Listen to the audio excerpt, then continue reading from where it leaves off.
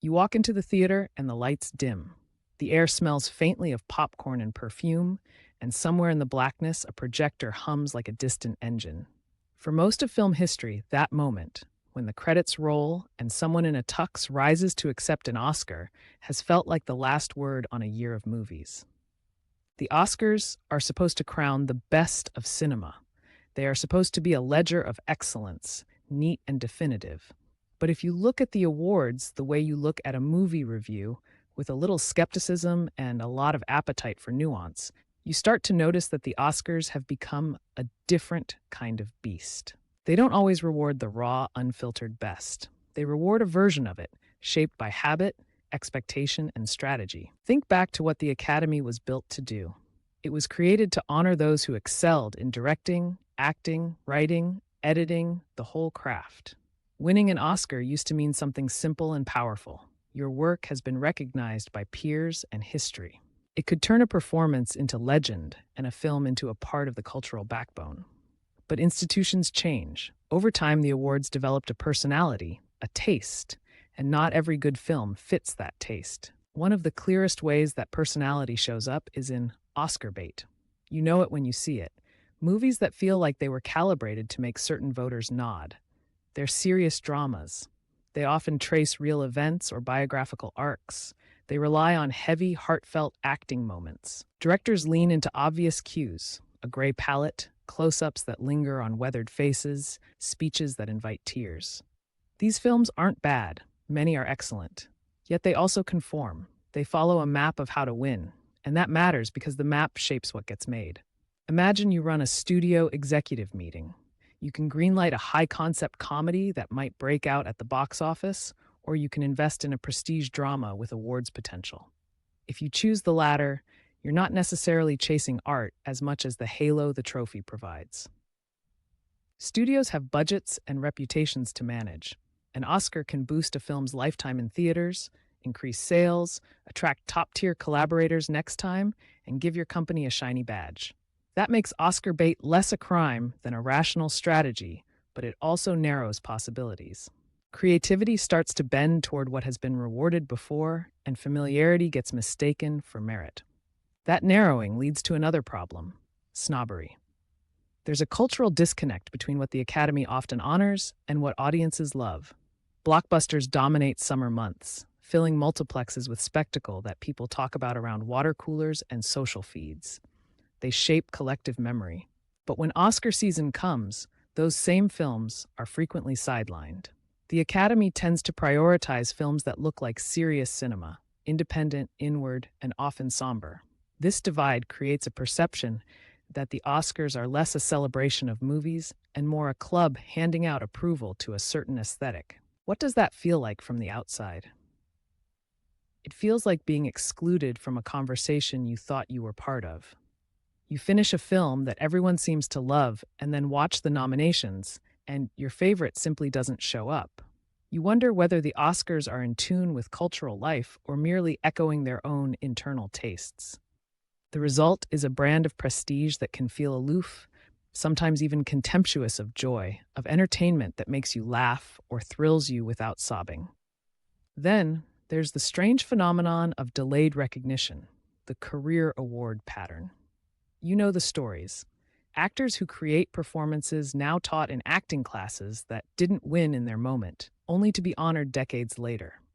When Leonardo DiCaprio finally won, a lot of people joked that it was less about any single performance and more about a collective sigh, the Academy catching up, awarding the box of accumulated praise.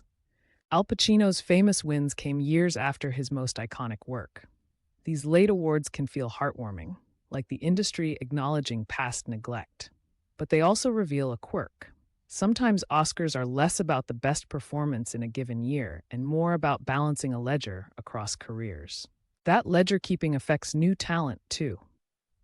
Rising stars can deliver breathtaking work and still be passed over because they haven't yet built the reputation that prompts voters to take a risk on them.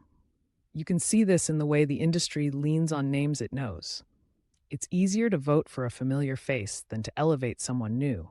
Familiarity reassures voters that this choice won't be judged harshly. For someone like Timothée Chalamet, who burst into prominence with youthful intensity, award recognition can lag behind the cultural conversation. That's not just a personal slight. It's a systemic friction that makes it harder for fresh voices to break in at the highest levels.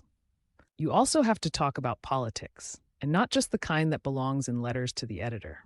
Awards season is a campaign season. Studios hire lobbyists of a sort. They run screenings, buy ad space in trade publications, organize Q&As and dubbing parties. They push narratives about why a film matters.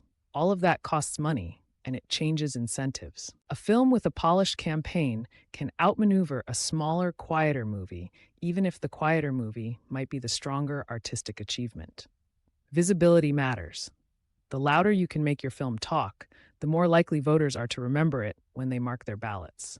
This doesn't mean every winner is bought or insincere. Many winners genuinely deserve their trophies. But when marketing budgets, reputation, and timing all shape outcomes, you start to question the purity of an award supposedly based on merit. It's hard to ignore the feeling that sometimes what's being recognized is the packaging as much as the product. And then there's the public reaction after the winners are announced. Every year, the internet flares up. Confusion, passion, outrage, jokes. Social media becomes a loud room where you can hear millions debate whether the Academy got it right. Sometimes the public is mostly aligned with the winners. Other times, choices feel wildly disconnected from what audiences loved that year. That gap has real consequences. It erodes trust. If voters persistently pick according to insider logic rather than what resonates broadly, the Oscars risk becoming less relevant. Still, relevance is complicated. Winning an Oscar can still change a career. It can open doors, increase paychecks, and ensure a film's survival in cultural memory. The physical statue still carries weight in marketing, in archival discourse, in university syllabi. The Oscars still matter to studios, to filmmakers, to viewers who look to awards as a kind of shorthand for quality. But the world is different now. Streaming platforms have upended how films are distributed and consumed. Global audiences have multiplied, and social media can turn a late-night recommendation into a worldwide trend. The Academy is no longer the only arbiter of what counts as the best of the year. If you ask whether the Oscars are about excellence or something else, the honest answer is both. They are a mix. They celebrate artistry and yet reflect institutional habits. They reward individual brilliance and also career narratives. They honor films and also win campaigns.